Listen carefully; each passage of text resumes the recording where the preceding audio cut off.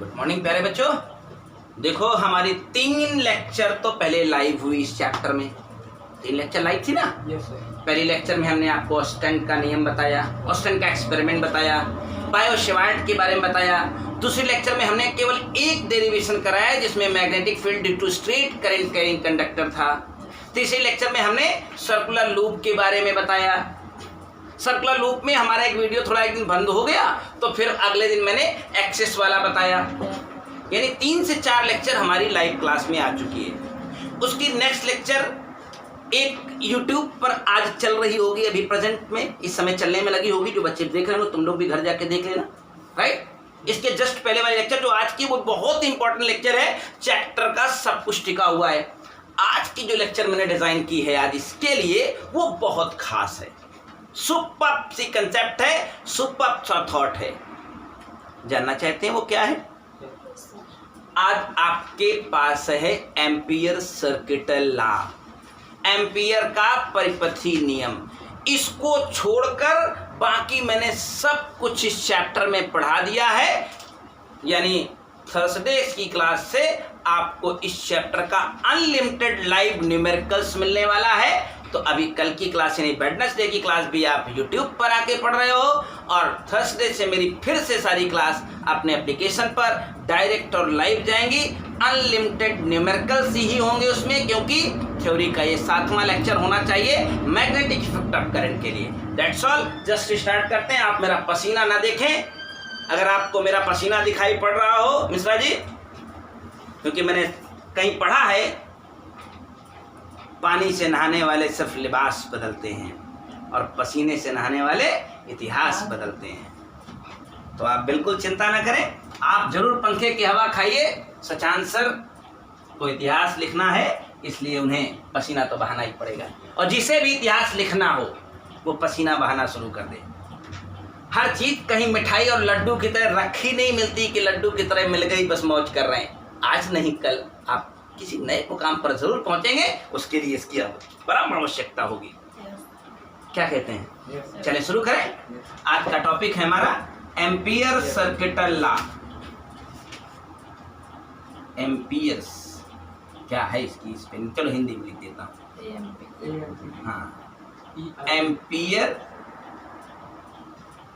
बहुत दिन से एम्पियर का हिंदी में नहीं लिखाती है ठीक से। परिपथीय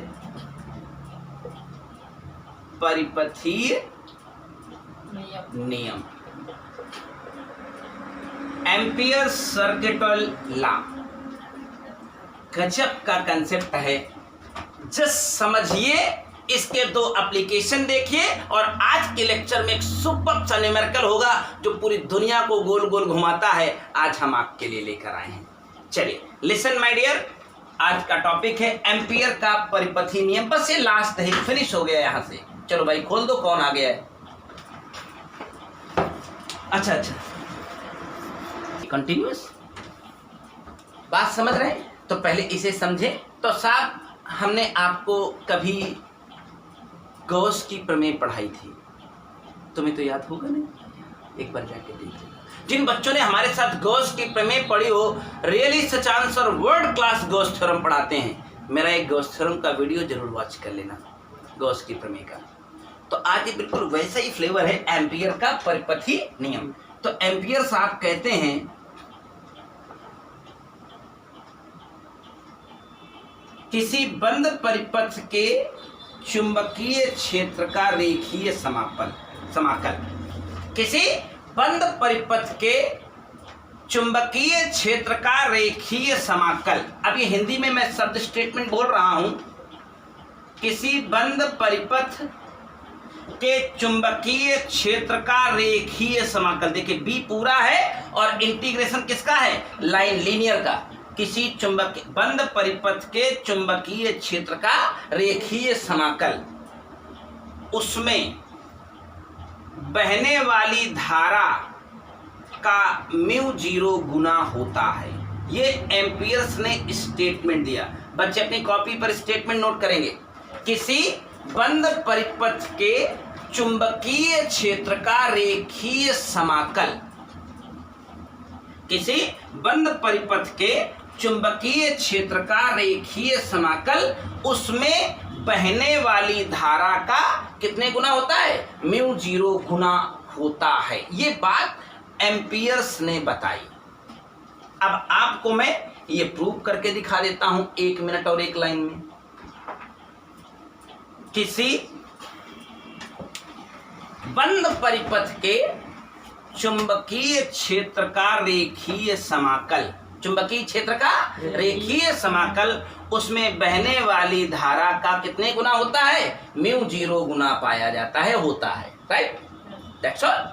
आगे बढ़ता हूं मैं आपके लिए, आगे बढ़ता हूं मैं आपके क्वेश्चन उठा करके आपको मैं समझाता हूं क्या क्या प्रूफ है। जैसे मैंने गॉस थ्योरम प्रूफ की थी, ये भी प्रूफ करूंगा। लेट अस, एक लंबा सा तार है, उसमें बहने वाली धारा आई है, उसमें बहने वाली धारा, इसको मैंने घेरा है एक आर त्रिज्या के बंद वृत्ताकार लूप से। राइट, आर त्रिज्या के बंद वृत्ताकार लूप से। तो आपको तो पता है बी, तो हमें पता है इस तार के कारण आर दूरी पर कितना होता है? म्यू 0। ये बात बताई गई है, mu 0 upon 2 pi I upon are, यही तो बताया है। अरे magnetic field due to straight wire at a distance R, what is the formula? Mu 0 upon 2 pi I upon R और इंटीग्रेशन डीएल, इंटीग्रेशन डीएल। तो आपको पता है इस पूरी रिंग का जब मैं डीएल निकालूंगा तो बहुत बार लगातार लेक्चर में पढ़ा रहा हूं, बता रहा हूं, 2 पाई आर हो जाएगा, बिल्कुल हो जाएगा। क्यों दीपक? तो डीएल का इंटीग्रेशन बाबू कितना हो जाएगा? लीजिए, जैसे मैंने तुम्हें गॉस थ्योरम समझाई थी, बिल्कुल उन्हीं शब्दों में हमने आपको एम्पियर सर्किटल लॉ समझा दिया है। क्या आप इससे भी किसी सरल कंसेप्ट की उम्मीद करते हैं? हो गया ना।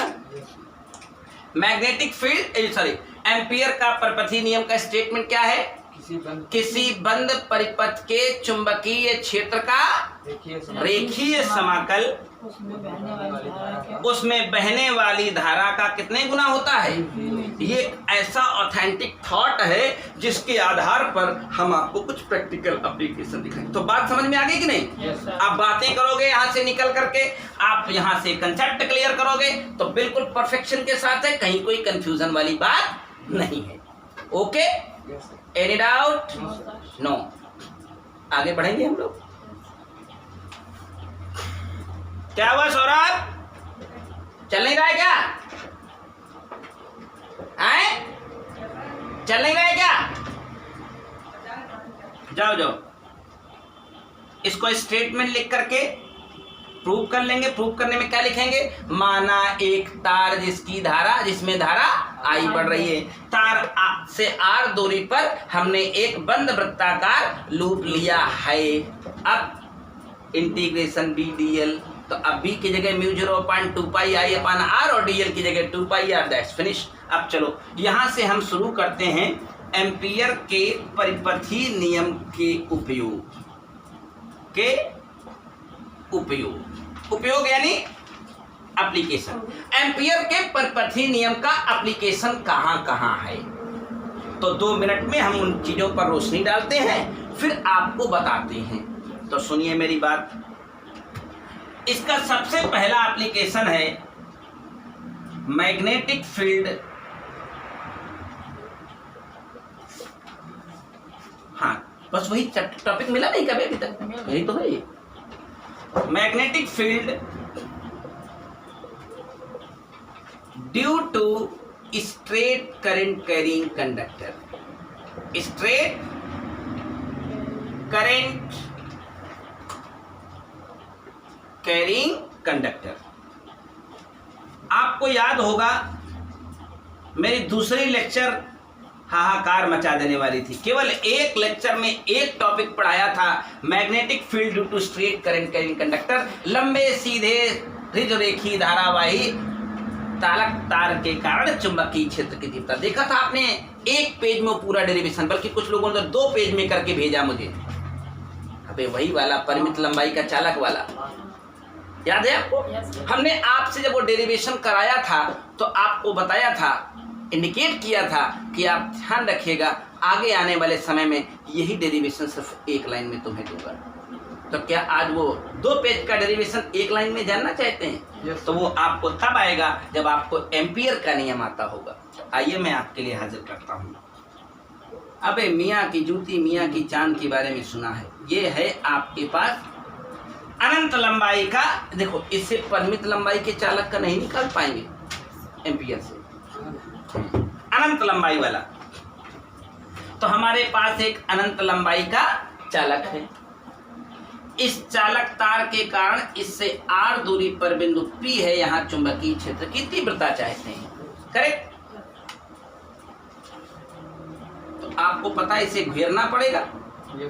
तो r दूरी पर जहां चुंबकीय क्षेत्र की तीव्रता चाहिए तो बार बार एक रिंग से इसे घेर सकते हैं। तो साहब एम्पियर कहते हैं integration B D L is equal to mu 0 आई। ये एम्पियर कहते हैं, सच आंसर नहीं कहते हैं। पक्का? यही बात तो है। अब आज हमें magnetic field due to straight current carrying के कंडक्टर के बारे में बात करनी है, जो इससे आया है, इससे आएगा। जरा देखें 1 मिनट में। ये बात एम्पियर्स ने कही। ये किसके बराबर होता है? म्यू 0/2 पाई। ठीक, तो सुनो, बी तो एज ए कांस्टेंट है, कोई दिक्कत नहीं है। बी मेरा बाहर आ गया, बी मुझे चाहिए क्योंकि आपने हेडिंग डाली है magnetic field due to straight current carrying conductor. भैया इंटीग्रेशन डीएल करवाइएगा क्या? अब इंटीग्रेशन डीएल क्या है? आप बोलेंगे 2 pi R is equal to mu 0 I. अब और आगे मैं बात बढ़ाऊं, इससे पहले आपका परिणाम आपके सामने है। ध्यान दिया क्या आपने? Yes sir. ये magnetic field due to straight current carrying long straight current carrying conductor हमने 2 पेज में ड्राइव किया था। आज वही formula mu 0.2 pi I upon R सिर्फ एक लाइन में है क्या? Yes sir. कोई परेशानी थी क्या? लेकिन उसके पीछे कौन है? Ampere's law. वही मियाँ की जूती मियाँ की चांद, कोई खास बात नहीं है। चलिए आगे का टॉपिक आपके लिए पढ़ाता हूं। तो आप इसमें लिख लेंगे ना अपनी बात। माना एक तार जिसमें बहने वाली धारा आई, इस तार के कारण r दूरी पर चुंबकीय क्षेत्र की तीव्रता ज्ञात करनी है। इसके लिए इस तार के बाहर r त्रिज्या का एक वृत्ताकार बंद लूप हम कंसीडर करते हैं या मान लेते हैं। अब एम्पियर के अनुसार किसी बंद परिपथ के चुंबकीय क्षेत्र का रेखीय समाकल उसमें बहने वाली धारा का कितने गुना होता है? म्यू 0। तो b को मैंने बाहर कर लिया, इंटीग्रेशन डीएल था। इंटीग्रेशन डीएल किसके बराबर था? 2 पाई आर। बस नीचे भगा दो, खत्म काम।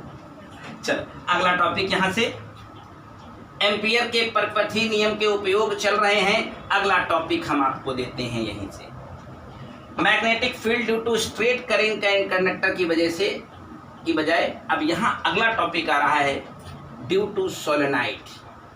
ड्यू टू सोलेनॉइड आपको बताता हूं। सोलेनॉइड माने होता है चुंबकीय परिनालिका। ये शब्द आपने कभी सुना था? हाँ, परिनालिका सुना होगा। कक्षा 7 में 8 में बताया जाता है। अब वो हाँ धारावाही परिनालिका, बिल्कुल वही। आज उसका चुंबकीय क्षेत्र निकालेंगे बच्चे हमारे।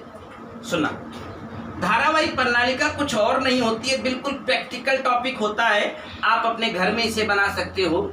एक प्लास्टिक का, लकड़ी का, लोहे का, कोई आप एक छड़ ले लीजिए। इस छड़ के ऊपर बाइंडिंग वाला तार ले आइए, खूब लपेटिए जितना दिल करे।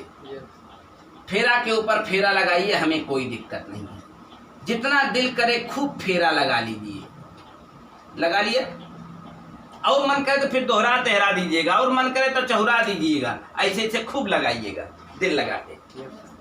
अब अगर आप देखें तो विज्ञान हमसे कुछ कहना चाहती है। अगर इस तार में आप एक धारा प्रवाहित कर दें तभी तो हो जाएगी धारावाही परिनालिका।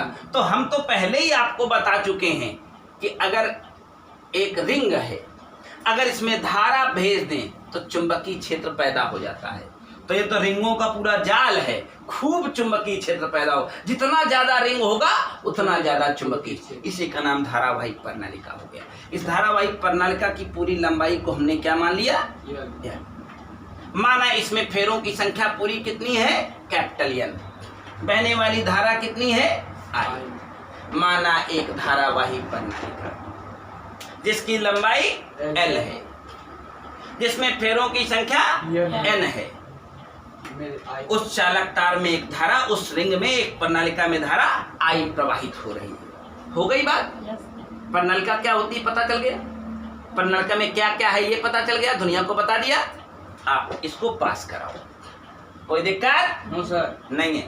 अब आगे, अब एम्पियर तो कहते हैं किसी बंद परिपथ के मैग्नेटिक फील्ड का लाइन इंटीग्रल, उसमें बहने वाली धारा का कितने गुना होता है? Mu zero. तो हमको तो बी चाहिए, बोलो। डीएल बराबर म्यू जीरो आई। अगर इसमें एक रिंग होती तो केवल इतना करता मैं, लेकिन आपको पता है इसमें रिंग ही रिंग है जो कि कितनी है, तो n मल्टीप्लाई करना भी तो पड़ेगा। केवल एक रिंग होती तो म्यू जीरो आई कर देता, ढेरों रिंग है तो म्यू जीरो आई। हाँ, क्योंकि आपको पता है बंद लूप इसमें हजारों हैं, तो आपने n मल्टीप्लाई कर दिया। अब सुनो, क्योंकि L यहाँ इसकी पूरी लेंथ है, तो B की जगह B रखो, इंटीग्रेशन DL की जो वैल्यू होगी क्या वो आज L हो जाएगी? अरे और क्या?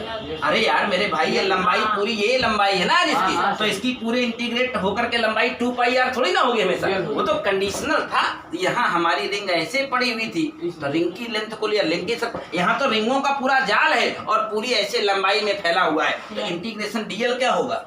L होगा, म्यू जीरो होगा, I होगा, N होगा। बोला इस L को कहो तो नीचे उतार ले जाऊं, यहाँ लिख देता हूं, तो B बराबर mu zero I N upon L हो गया क्या?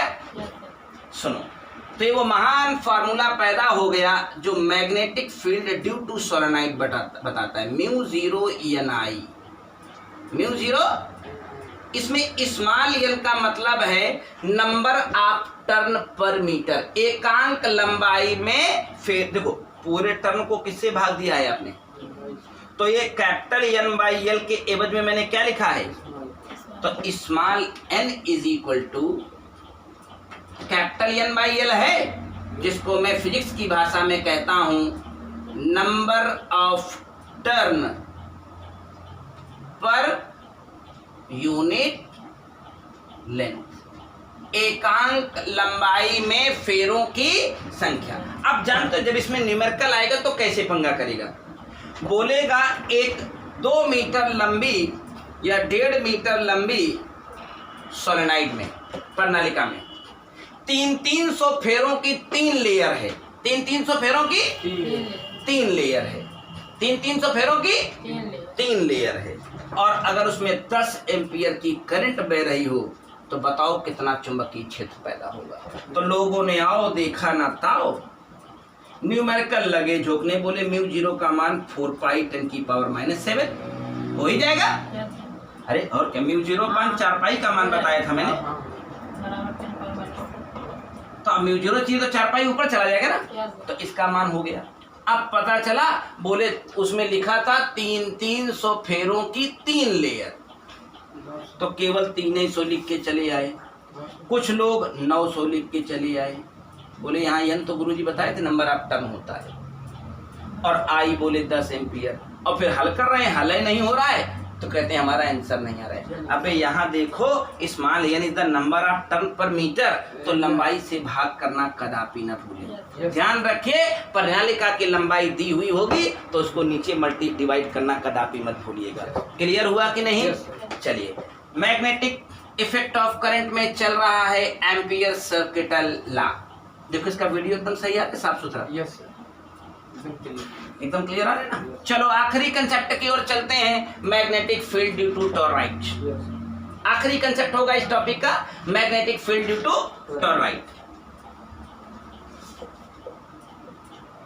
Magnetic field due to toroid, toroidal solenoid भी कहते हैं, टॉरॉइड। टॉरॉइडल सोलेनोइड भी बोलते हैं कई बार इसे। टॉरॉइड, देखो टॉरॉइड कौन है?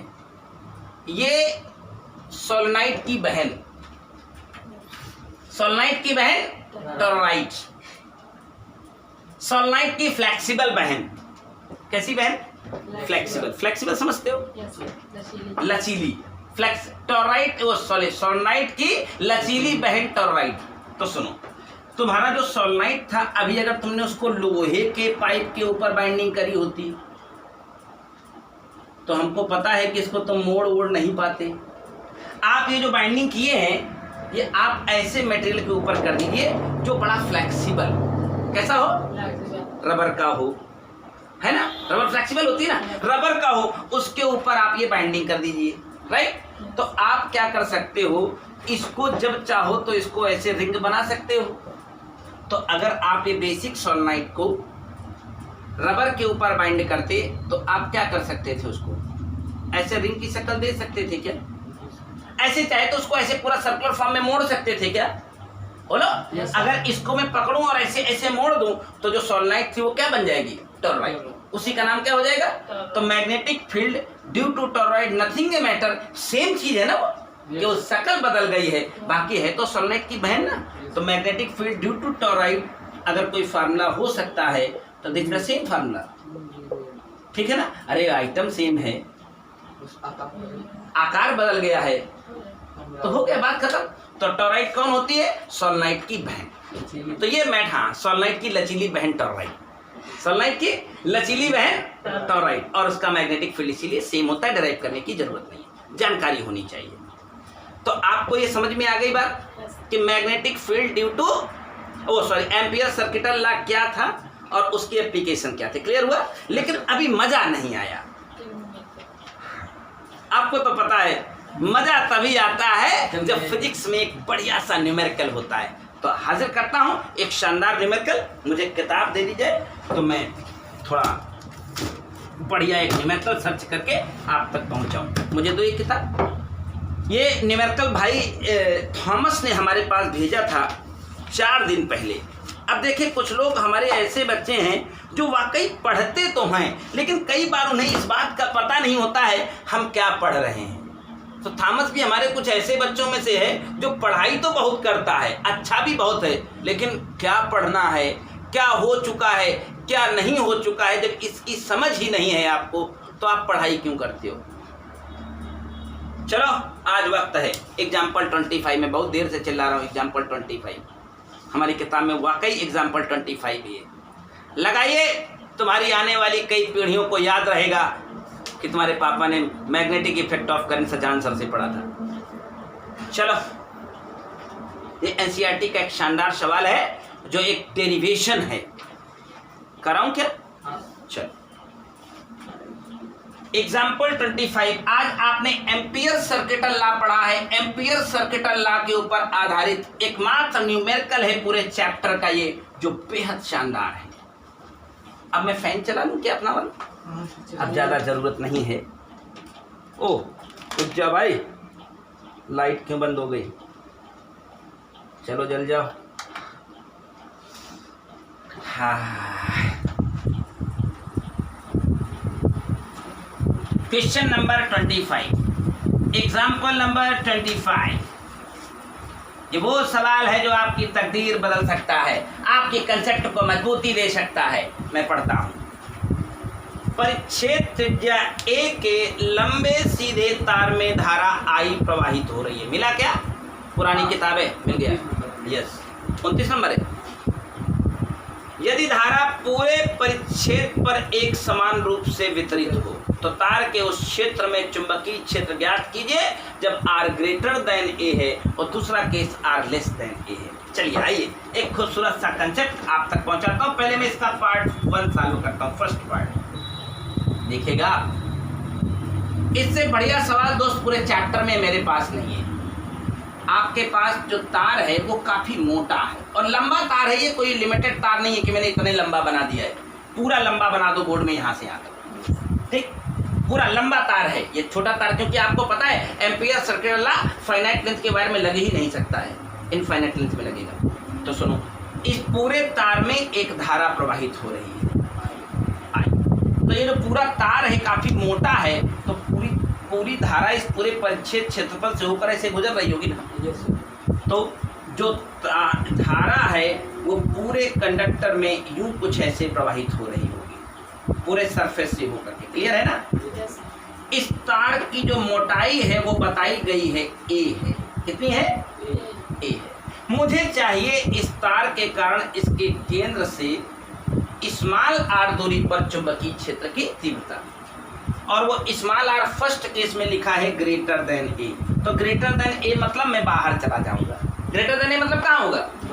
मतलब इस लंबे तार के कारण बाहर इस बिंदु पर चुंबकीय क्षेत्र की तीव्रता चाहिए।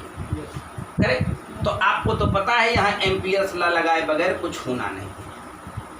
तो एम्पियर्स लगाने के लिए आर त्रिज्या को, आर दूरी को एक त्रिज्यीय वृत्तखंड से घेरना पड़ेगा। घेर दिया। अब साहब एम्पियर कहते हैं किसी बंद परिपथ के चुंबकीय क्षेत्र का रेखीय समाकल, उसमें बहने वाली धारा का कितने गुना होता है? 0 गुना। बढ़िया होता है ना। तो सर आइए भी हमें चाहिए कि नहीं? इंटीग्रेशन डीएल की जगह 2 पाई आर। क्या कहना? 2 pi R is equal to क्या? 0 तो अगर मैं आपसे कहता कि साहब कितना चुंबकीय क्षेत्र इस तार से बाहर आर दूरी पर है, तो अगर आपने ध्यान दिया हो तो ये डेरिवेशन तो मैं करा के आ ही रहा हूँ ना। अभी मैंने थ्योरी में करवाया ना। लेकिन मैं इस पार्ट के लिए सवाल को लगा भी नहीं रहा था। मैं एक्चुअली इस क्वेश्चन का सेकंड वाला पार्ट लगाने के लिए इस क्वेश्चन को कर रहा था। तो फर्स्ट वाला तो लग गया, हो गया, करवा के आया हूँ। अब आगे इसी तार में हमें बाहर तो मिल गया, कोई परेशानी तो नहीं है भाई। आओ अब अंदर। अब कहाँ? अंदर। तार मेरा वही है, त्रिज्या भी वही है। अरे जब सवाल वही है तो सब कुछ वही होगा। और मैं इस तार से स्मॉल आर डिस्टेंस पर, जो कि अब क्वेश्चन के अनुसार लेस देन ए है, लेस देन थी इसकी त्रिज्या ए। अब आर की वैल्यू लेस देन ए है, ए से छोटी है। तो इसका मतलब अब मैं अंदर कहीं मिलूंगा, इस जगह कहीं चुंबकीय क्षेत्र की तीव्रता की चाहत रखता हूँ। तो स्मॉल आर अब की बार लेस देन ए है, मतलब मुझे अंदर चाहिए। तो मालिक इसको अंदर अंदर घेरना पड़ेगा कि नहीं घेरना पड़ेगा? बोलो यार। चलो घेरवा दिया, कोई तकलीफ तो नहीं है। ये देखो एक वृत्ताकार सरफेस से घेरा गया, स्मॉल आर त्रिज्या के वृत्ताकार सरफेस से घेरा गया, और आज स्मॉल आर लेस देन ए है। पिक्चर क्लियर है साहब? किसी भी बंद परिपथ में, इसका सेकंड पार्ट लगा रहा हूं, चुंबकीय क्षेत्र का रेखीय समाकल, line integral of magnetic field of any close loop is mu 0 times of net current threading through it.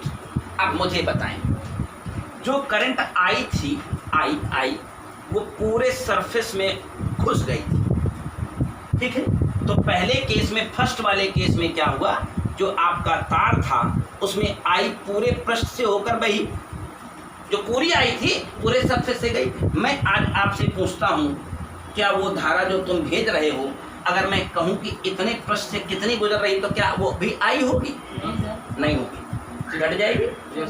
भाई हमने कहा 10 एम्पियर थी, 10 एम्पियर पूरे में घुस रही थी, तब एरिया ज़्यादा था। अब एरिया कम हो गया है तो करंट कम होगी। यही बात अगर आपको याद आती हो तो मैंने गॉस की प्रमेय में जब इंटरनल पॉइंट पर मैग्नेटिक फील्ड, इलेक्ट्रिक फील्ड निकाला तो ये बात वहाँ बताई। तो चलिए, जब पूरी धारा थी तो पूरा एरिया था। आप एग्री करते हो क्या? जब पूरी धारा थी तो पूरा एरिया, जिसको कहते हैं करंट डेंसिटी, यहाँ बड़ा रोल प्ले करेगी धारा घनत्व। तो फर्स्ट केस में धारा घनत्व तो आई अपन पूरा एरिया था, क्योंकि तार वही है तो धारा घनत्व तो नहीं ना बदल जाएगा। तो हमने कहा इस छोटे वाले सरफेस से कम सरफेस से कितनी करंट जाएगी? I dash. वो आई नहीं हो सकती, क्या नाम होगा? I dash. लेकिन इस छोटे वाले सरफेस की रेडियस आर है, तो यहाँ क्या कर जाएगा? क्या कहना? पाई। तो क्या आपको आई डैश जो मैंने यहाँ वर्ड लिखा था क्लियर हुआ? क्योंकि कोई कहता है, एम्पियर साहब कहते हैं, किसी बंद परिपथ के चुंबकीय क्षेत्र का रेखीय समाकल उसमें बहने वाली धारा का कितने गुना होता है? म्यू जीरो गुना। क्या बात है। तो आते हैं आगे, म्यू जीरो की जगह म्यू जीरो लिखा जाए। आई डैश की वैल्यू इस महत्वपूर्ण समीकरण नंबर 1 से निकाल के रखना चाहता हूँ। इसको यहाँ भेज दो, I R square upon A square, पक्का है ना? बी की जगह B integration D L 2 pi R. हाँ, ये रेडियस स्मॉल आर रेडियस का एक बना हुआ रिंग है, तो 2 पाई आर। बहुत लगातार चल रहा है ये थी। क्लियर हो रहा है? Yes, sir. चलो इस आर से आर काट डालो, कट जाएगा ना। तो बी इज इक्वल टू आ गया म्यू जीरो अपान 2 पाई, बढ़िया है, I small R upon A square. अब देखो फर्क क्या है दोनों में। इस जगह में जो चुंबकीय क्षेत्र है ये तो सब कांस्टेंट होंगे, मतलब B proportional to 1 upon R है। मतलब मैं बाहर जाऊंगा जब, तो जैसे जैसे दूर जाऊंगा वैसे वैसे भी घट जाएगा, वैसे वैसे भी। और इस तरह के बिल्कुल सिमिलर ग्राफ मैंने गॉस की प्रमेय में बताए हैं। और यहाँ पर जब आप जाओगे तो ये तो इसकी कांस्टेंट रेडियस है, तो घटे बढ़ेगी नहीं, यानी ये सब कांस्टेंट हैं। और हल्ला मचा मचा के बता रहा हूँ कि बी प्रोपोर्शनल टू आर होगा। सिमिलर थॉट हमारी गॉस की प्रमेय में magnetic electric field due to solid sphere at internal external design किया था मैंने। लीजिए ग्राफ भी बना देता हूँ इसी के साथ साथ। ये वो सवाल है जो एनसीईआरटी में सिरमौर है, सबके ऊपर है। ये है क्या? देखो जब हम अंदर होंगे तो जैसे जैसे आर बढ़ेगा वैसे वैसे भी बढ़ेगा। श्योर है क्या? ये आर की वैल्यू इसी के प्रोपोर्शनल में, यानी जब सेंटर पर होंगे तो आर की वैल्यू 0 हो जाएगी। देखो सेंटर पर होंगे तो आर क्या हो जाएगा, यानी सेंटर पर आर 0 तो बी भी 0। लेकिन जैसे जैसे सेंटर से सरफेस की ओर बढ़ेंगे वैसे वैसे आर बढ़ेगा तो बी की वैल्यू बढ़ेगी। लेकिन ऊपर वाला समीकरण देखिए, जैसे जैसे सरफेस से बाहर निकल जाएंगे जब हम, तो आर बढ़ेगा यानी दूरी बढ़ेगी तो बी घटेगा ना। यानी ग्राफ कैसे चलना चाहिए? ये इंटरनल पॉइंट के लिए है बी प्रोपोर्शनल टू आर, ये एक्सटर्नल पॉइंट के लिए बी प्रोपोर्शनल टू। कुछ कहना था क्या? ये वो सवाल था जो इस चैप्टर का इतिहास लिखने के लिए बहुत कुछ है। तो question number 25 is finished, concept is finished, then it is the turn of chapter. ये वीडियो आपको कल मिलेगी, मतलब बुधवार को। फिर इसके बाद अगली क्लास लाइव होनी शुरू हो जाएंगी, अगली क्लास लाइव होनी शुरू हो जाएंगी। और कंटिन्यूअस लाइव क्लास लेते हुए मैं आपके लिए इस चैप्टर के अनलिमिटेड न्यूमेरिकल्स ख़त्म करूंगा। और जिन बच्चों को फिर मैं कहना चाहता हूं मेरे यूट्यूब पर फर्स्ट व्यूवर हो, लाइक सब्सक्राइब कर लें, कमेंट कर लें, अच्छा बुरा जो अच्छा ना लगे अच्छा तो डिसलाइक भी कर दें, कोई दिक्कत थोड़ी ना, हर चीज़ अच्छी थोड़ी ना होती है। और अगर आप चाहते हैं कि रियली बहुत अच्छे स्टूडेंट बन के पढ़ना, तो सचान सर का ऐप प्ले स्टोर पर जाके डाउनलोड कर लें, हम आपको कांटेक्ट करेंगे। वो बिल्कुल प्रॉपर पेड क्लास होंगी, proper systematic coaching classroom programme होगा। दैट्स ऑल, थैंक यू, जय हिंद। ये अपनी किताब तुम्हारी है, देख रहे हैं।